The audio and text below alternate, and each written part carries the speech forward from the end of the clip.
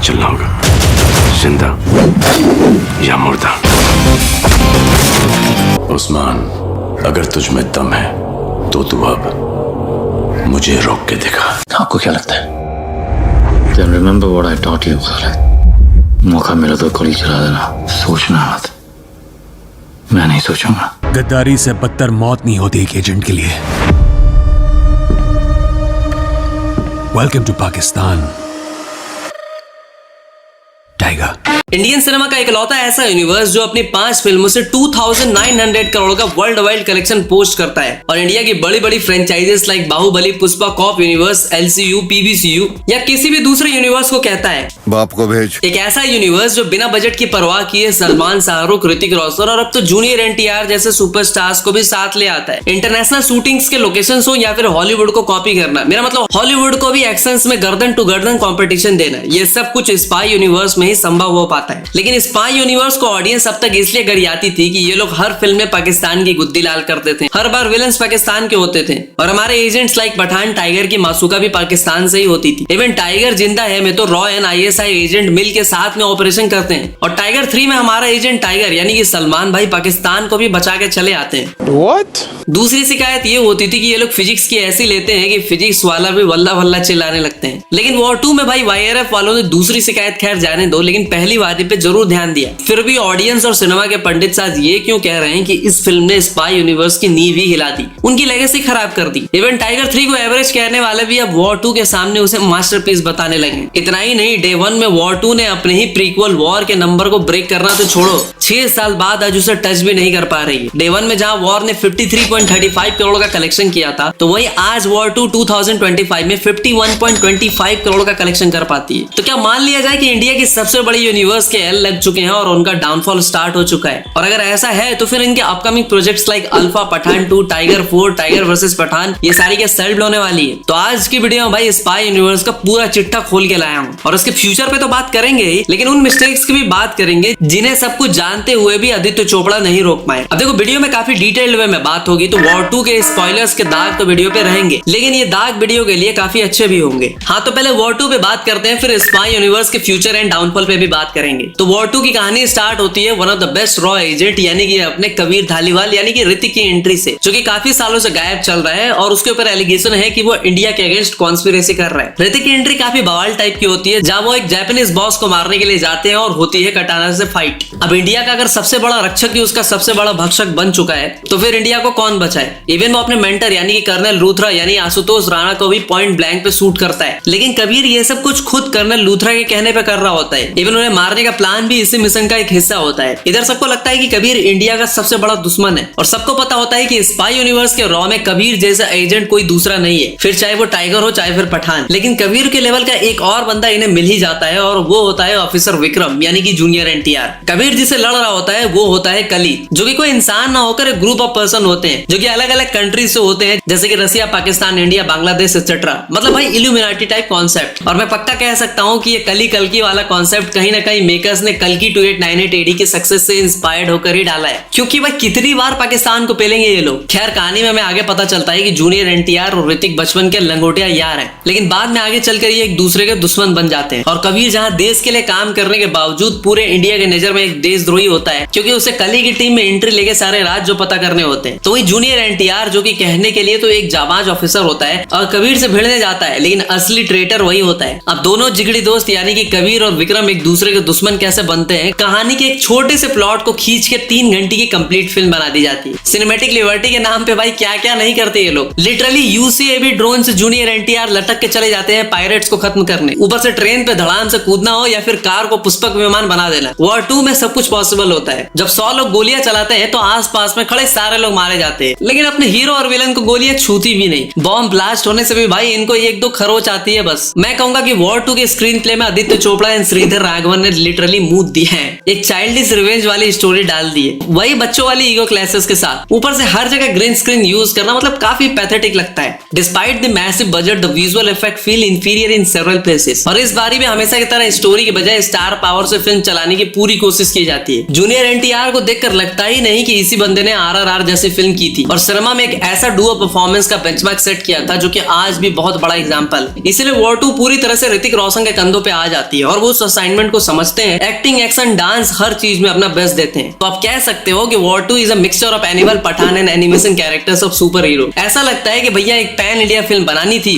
तो एक superstar south से पकड़ना है, एक नॉर्थ से पकड़ना है, फिर स्पाई यूनिवर्स का स्टैम्प तो है ही, तो वही पुरानी स्पाई यूनिवर्स वाली फॉर्मेट पे एक और फिल्म बना दी। और एक्शन एंड स्टोरी की टेंशन क्यों लेनी भाई, हॉलीवुड है ना, तो छाप दो mission impossible, James bond, fast and furious, kill bill वगैरह। प्लॉट ट्विस्ट की किसको पड़ी है, भर भर के स्टंट सॉन्ग्स डाल दो और उससे भी ना हो तो मस्त बिकनी सूट रख दो, लौंडे तो आ ही जाएंगे फिल्म देखने। राडवानी कैसी लगी? यार राडवानी सब में बढ़िया थी और उनका बिकनी सीन कैसा था? वो सब में बढ़िया था। वो सब में बढ़िया था। हाँ। अरे तुम अभी इसी चीज के लिए तो गए थे देखने। देखो देखो दरिंदगी चेहरे से टपकती है, नंबर 1 का कमीना है। इसलिए वॉर 2 हॉस्टल का रोज का वही राजमा चावल लगता है जिसे खा खाकर सब पक चुके हैं। इवन उसपे जूनियर एनटीआर नाम का अचार भी टेस्ट नहीं ला पा रहा है। वॉर 2 उन्हीं के लिए एक एंटरटेनिंग फिल्म हो सकती है जिन्होंने एक बार भी कोई स्पाई वाली फिल्में आज तक देखी नहीं है, यानी कि बच्चों के लिए। हाँ, लेकिन लास्ट का वो इमोशनल एंगल एक्सप्लोर करना तक तो ठीक था, लेकिन लास्ट में ऋतिक विलन यानी कि जूनियर एनटीआर को ही हीरो बना देते हैं, वो भी इतने सारे फाइट, इतने लोगों की जान लेने के बाद, इवन उसके सीने में बर्फ वाला ठंडा खंजर घोपने के बाद। भाई बैठ के आराम से पहले ही बात कर लेते, क्या जरूरत थी इतनी मार कुटाई करने की, इतने लोगों की मैया पोतने की। Actors, makeup, CGI, technology, locations, music, weapons, drama, emotions, plot twist, मतलब सब कुछ डालने के बाद भी फिल्म अपने ही प्रीक्वल यानी कि वॉर के सक्सेसर बनने में फेल हो जाती है। हाँ, तो अब बात करते हैं गॉडजिला एंड कॉन्ग के क्लाइमेक्स से इंस्पायर्ड वॉर 2 की वजह से क्यों पूरे के पूरे स्पाई यूनिवर्स पे इंपैक्ट आने वाला है और कैसे इस यूनिवर्स की आने वाली फिल्में भी सेल्फ हो सकती हैं। तो देखो, जहां एक टाइम पे स्पाई थ्रिलर फिल्मों का ठेका हॉलीवुड ने ले रखा था और इसके लॉर्ड जेम्स बॉन्ड को माना जाता था, लेकिन इंडिया में बेबी, राजी, agent Vinod, Phantom, D day, mission Istanbul, airlift, baby की प्रीक्वल, नाम समाना जैसी मूवीज के बावजूद स्पाई मूवीज और उसका यूनिवर्स बनाने का पूरा क्रेडिट वाईआरएफ को मिला और दूसरे प्रोडक्शन हाउसेस ऐसा नहीं कर पाए। लेकिन आपको यह जानकर शौक लगेगा कि वाईआरएफ ने भी पठान से पहले कोई भी यूनिवर्स बनाने के बारे में सोचा ही नहीं था। इसलिए आपको एक था टाइगर, टाइगर जिंदा है, वॉर में आपको कोई सॉलिड कनेक्शन नहीं दिखेगा क्योंकि ये सारी की सारी फिल्में स्टैंड अलोन फिल्में थी। बाद में मेकर्स को लगा कि यार ऐसे कैसे काम चलेगा, ऐसे में तो पैसा कमाना मुश्किल हो जाएगा। ऊपर से कोविड का दौर चल रहा था तो उन्होंने पठान के टाइम पे दो सुपरस्टार्स जो सालों तक एक दूसरे को देखना भी पसंद नहीं करते थे, जिनके फैंस भी एक दूसरे का गणित फाड़ने में लगे रहते थे, आदित्य चोपड़ा उन्हें बिग स्क्रीन पे साथ मिला देते हैं। यही बात पठान की सबसे बड़ी यूएसपी रहती है, जब सलमान की एंट्री होती है तो थिएटर स्टेडियम बन जाता है। लेकिन देखो, जब भी कोई बहुत बड़ी फ्रेंचाइज या यूनिवर्स बनाने की बात आती है ना, proper planning, proper team effort and well structured story arc होना मैंडेटरी हो जाता है। यानी राइटर के इमेजिनरी वर्ल्ड में वो सारे कैरेक्टर्स पहले से ही डेवलप हो चुके होते हैं। जैसे कि मार्वल के एमसीयू की बात करें तो 2004 में ही केविन फेग और उनकी टीम ने अनाउंस कर दिया था कि वो हॉलीवुड की सबसे बड़ी यूनिवर्स लेकर आ रहे हैं और फेज 3 तक उनकी जितनी भी फिल्में आई थी, मेरा मतलब कि बिफोर 26 अप्रैल 2019, मतलब कि एवेंजर एंड गेम से पहले, वो सारी की सारी फिल्में ऐसी ही नहीं थी। इसलिए एंड गेम में कोई भी कैरेक्टर इररिलेवेंट नहीं लग रहा था क्योंकि मेकर्स का विजन बिल्कुल क्लियर था कि वो क्या लेकर आने वाले हैं। लेकिन यहाँ स्पाई यूनिवर्स में फोर्स्ड कैमियोज वाली चीजें इजीली पकड़ में आ जाती है, मतलब समझ में आ जाता है कि फिल्म चलाने के लिए उन्होंने कैमियो घुसाया है और स्टार पावर को यूज करके ऑडियंस को थिएटर तक लाने की कोशिश की जा रही है। लेकिन ये स्टार पावर ही वाईआरएफ यूनिवर्स के लिए गले की हड्डी भी बन जाती है क्योंकि अगर आप स्टार्स को लाओगे तो उनकी भारी भड़कम फीस भी साथ में आएगी। जैसे कि 400 करोड़ की वॉर 2 की बात करें तो 50 करोड़ प्लस प्रॉफिट शेयरिंग पर ऋतिक मान है। एनटीआर जूनियर 70 करोड़ ले गए, अयान मुखर्जी ने भी 30 करोड़ पता नहीं किस बात के चार्ज कर लिए। सिमिलरली टाइगर 3 के लिए सलमान खान ने 100 करोड़ चार्ज किया था और पठान के लिए एसआरके तो प्रॉफिट शेयरिंग वगैरह मिला के 200 करोड़ तक ले गए थे। मतलब स्पाई यूनिवर्स की फिल्मों के टोटल बजट का 70 to 80% सिर्फ स्टार की फीस में चला जाता है, बाकी बचे कुछ पैसे से फिल्म का बाकी काम पूरा किया जाता है। ऊपर से ये लोग फॉरेन लोकेशंस पे शूट करने पहुंच जाते हैं जो कि और भी ज्यादा महंगा पड़ता है। फिर भाई आप ही बताओ कि वीएफएक्स एंड विजुअल आर्ट के लिए पैसे कहां से लाएंगे ये लोग। और इतने बड़े स्टार्स को लेने से एक और बड़ी दिक्कत होती है और वो है स्टार्स की अवेलेबिलिटी को लेके। जैसे कि एसआरके को ही देख लो, उन्हें कुछ खास नहीं पड़ी पठान 2 को लेके, ऑलरेडी फिल्म को आए 2 साल हो चुके हैं और ये सारे स्टार्स कहीं ना कहीं अपने 60s में ही है। तो आपको लगता है कि स्पाई यूनिवर्स के एंड गेम तक ये लोग उस लायक बच पाएंगे?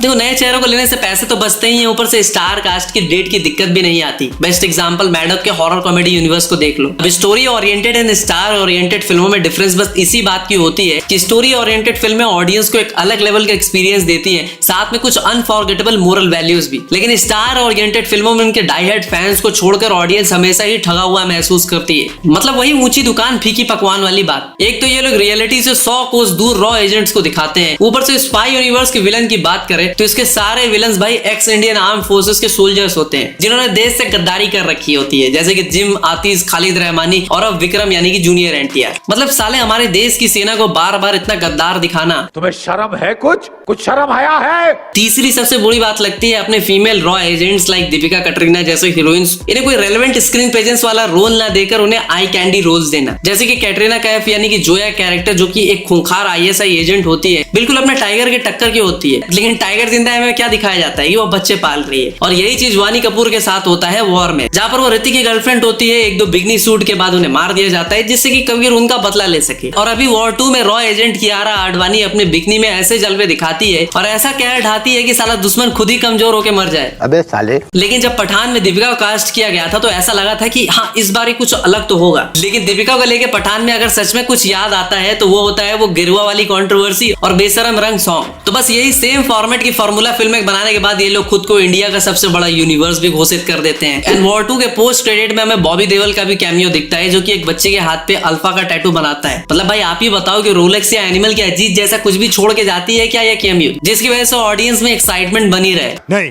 और बस इन्हीं कुछ रीजंस की वजह से मैं कह रहा हूँ कि स्पाई यूनिवर्स को पब्लिक जल्द ही बाय बाय कहने वाली है। और इनकी आने वाली फिल्में like Alpha, Pathaan 2, Tiger versus Pathaan, Tiger 4, इनमें से कुछ फिल्में सेल्फ्ड हो सकती हैं। वेल आपको क्या लगता है स्पाई यूनिवर्स वालों को और किन किन चीजों पे सुधार करना चाहिए, कमेंट में बताओ। तो लैडर भाई मिलता है आपसे अगली वीडियो में, तब तक के लिए हर हर महादेव।